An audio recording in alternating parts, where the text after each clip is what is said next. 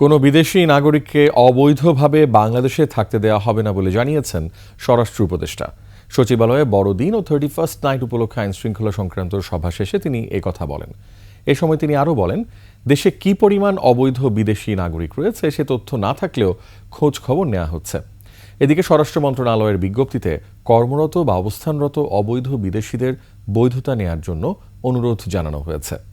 মফিউর রহমানের রিপোর্ট।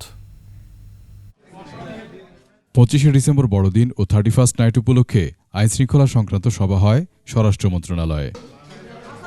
সভা শেষে উপদেষ্টা সাংবাদিকদের বলেন, অনেক বিদেশি নাগরিক অবৈধভাবে বাংলাদেশে থাকার তথ্য রয়েছে, এদের বিষয়ে খোঁজখবর নেওয়া হচ্ছে জানিয়ে তিনি বলেন, কোনো দেশের নাগরিককে অবৈধভাবে দেশে থাকতে দেয়া হবে না।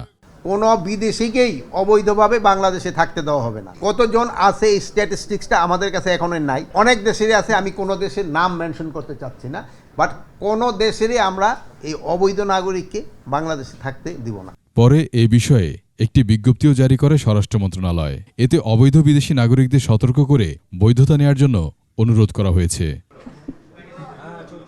উপদেষ্টা বলেন, দেশের সকল সীমান্ত এলাকায় বিজিবি সতর্ক অবস্থানে রয়েছে, কোনো প্রকার অবৈধ অনুপ্রবেশ বরদাস্ত করা হবে না বলেও জানান তিনি। সীমান্ত পুরাই অ্যালার্ট।